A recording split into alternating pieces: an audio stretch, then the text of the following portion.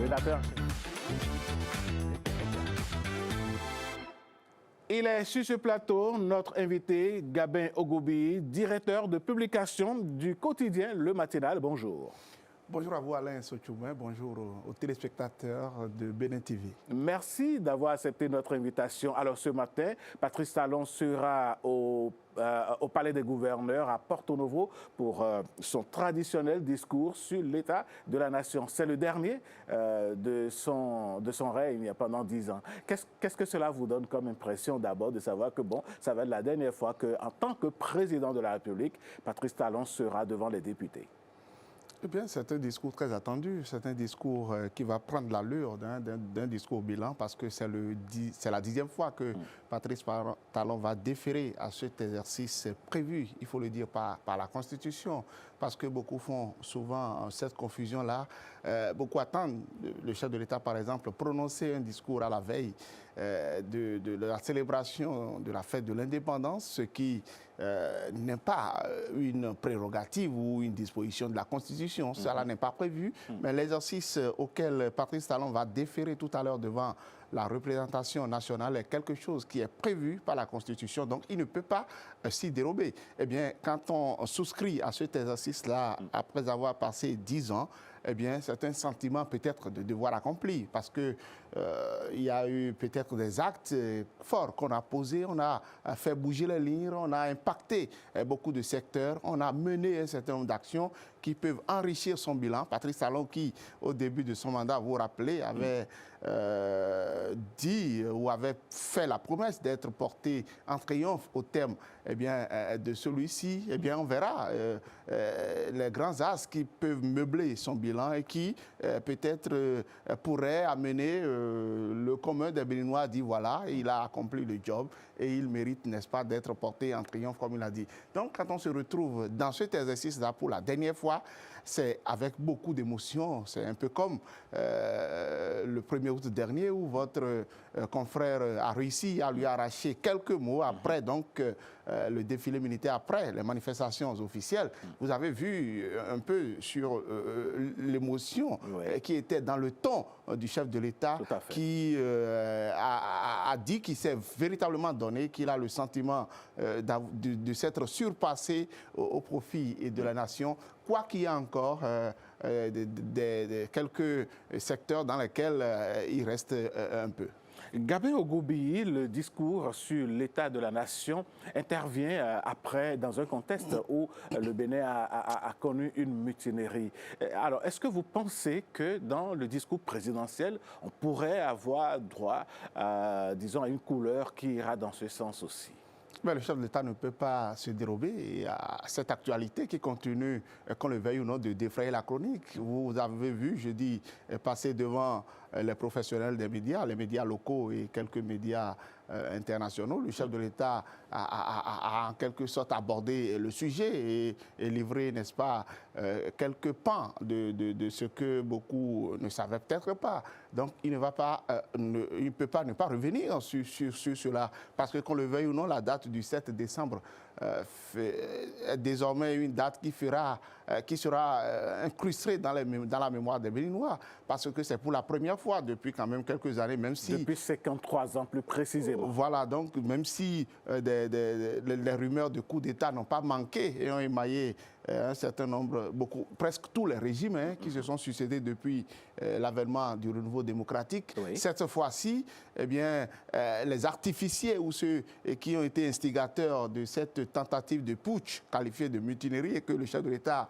a qualifié d'attaque, eh bien, sont allés jusqu'à investir, n'est-ce pas, à vos studios ici pour délivrer un message officiel à la nation. C'est la première fois que moi, bon, j'assiste à cela et c'est la première fois que des gens qui peut-être sont d'un certain âge ont vécu la chose de cette manière-là. Donc c'est une date qui sera peut-être triste dans la mémoire parce que le Bénin, ça fait longtemps qu'on a dépassé ce genre de choses. Mais c'est également une victoire des forces loyales, une victoire de la démocratie, une victoire de la maturité du peuple béninois sur ce qu'on peut appeler ces assaillants qui ont tenté, n'est-ce pas, de remettre en cause la dynamique entreprise depuis quelques années. Donc Patrice Talon ne peut pas ne pas brosser ce sujet-là dans son discours.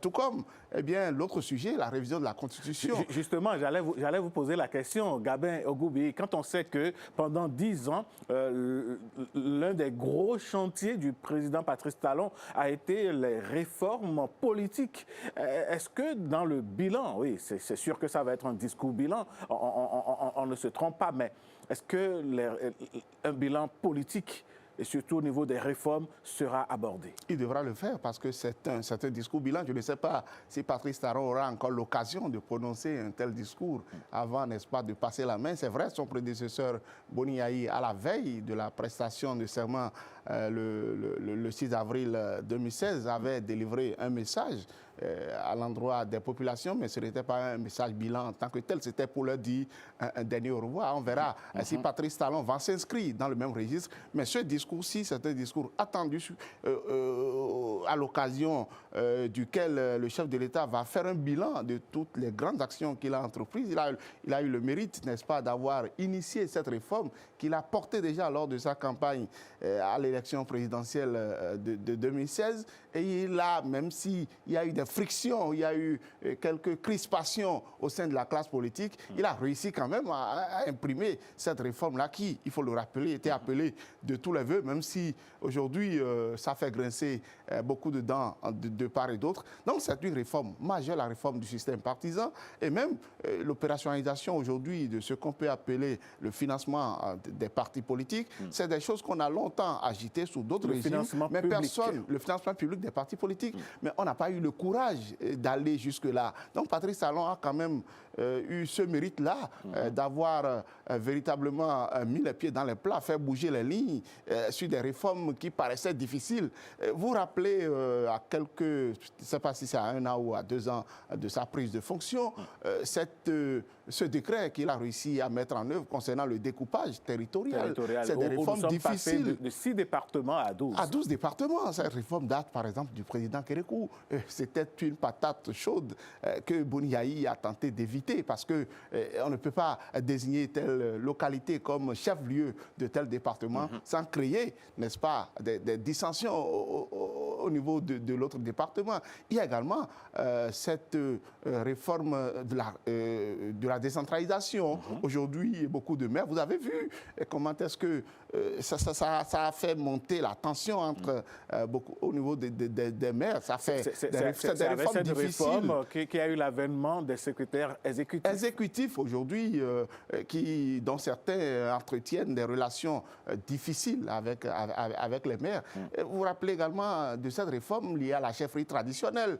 Eh bien, ce n'est pas des réformes qui ont été accueillies de gaieté de cœur. Mais quand vous voulez faire quelque chose pour mettre fin à des dérives ou à des choses qui ne plaisent pas à tout le monde, si vous devez véritablement écouter toutes les voix, vous n'allez jamais bouger. Et Patrice Talon a cette qualité-là, eh bien, d'agir là où il faut agir, de déceler véritablement là où ça fait mal et de faire bouger les lignes en quelque sorte. Donc je me dis, c'est des réformes qu'il a le mérite d'avoir imprimé aujourd'hui à la gouvernance et il sera difficile à son prédécesseur de revenir dessus parce qu'aujourd'hui, ça a permis quand même de clarifier le paysage politique. Je veux parler de la réforme du système partisan.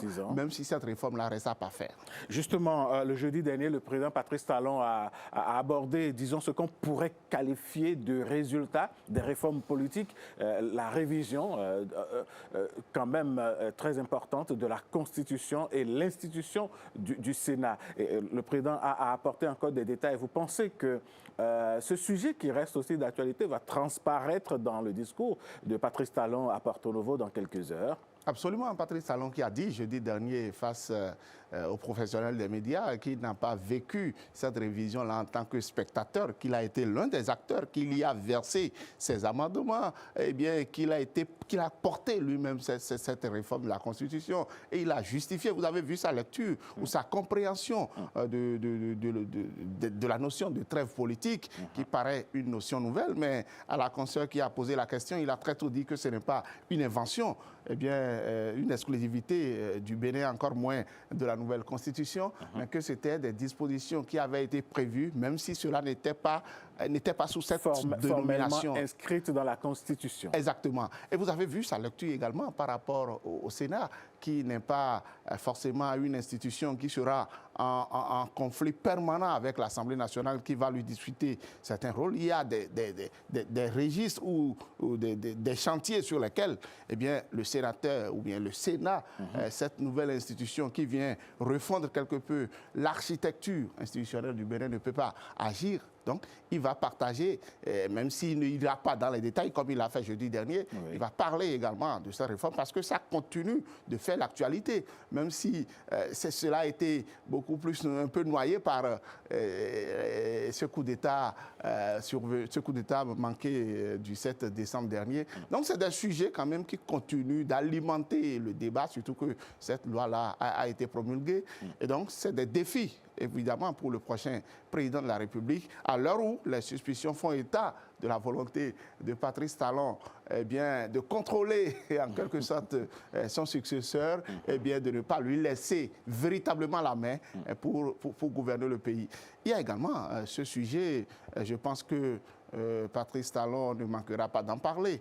Le contexte politique s'y prête, même si les deux dernières actualités, à savoir la révision de la Constitution et le coup d'État, ont semblé le noyer. Il y a le climat politique marqué par les prochaines élections qui, il faut le dire, à un moment donné, ont induit une certaine montée des tensions de part des velléités d'exclusion prêtées aux formations politiques de la mouvance et où Patrice Talon était au cœur de toutes les accusations, même si le principal parti d'opposition qui s'est senti évincé, n'est-ce pas, de la course présidentielle, a beaucoup de choses à se reprocher. Et vous avez vu, d'après au niveau des différents acteurs, des membres de cette formation politique, les révélations qui ont été faites par la suite. Donc c'est un sujet que Patrice Talon ne manquera pas d'aborder, surtout que nous sommes pratiquement à 96 heures ou à 72 heures vraiment du lancement de la campagne officielle pour le compte des élections législatives et communales couplées du 11 janvier 2026.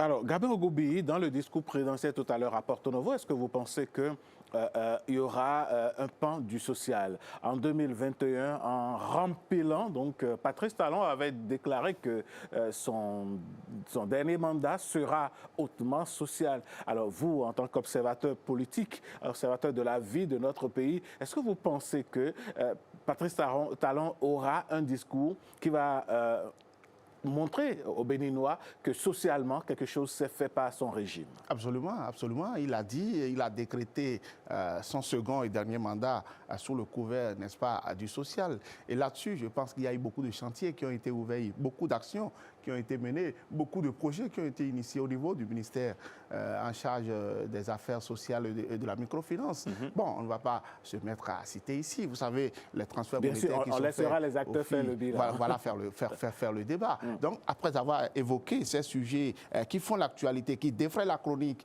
comme la révision de la Constitution, les élections qui sont en vue, les coups d'État, le coup d'État survenu, eh bien, manqué survenu le 7 décembre dernier, Patrice Talon va bien évidemment aborder ces sujets que j'appelle des sujets ordinaires, aborder les questions d'énergie liées à l'eau, les infrastructures, les transports et autres, qui sont des sujets qui reviennent régulièrement dans les discours du président de la République à l'occasion du message qu'il dérive sur l'état de la nation. Donc il fera un point de toutes les actions qui ont été menées dans les différents secteurs et fera évidemment des projections.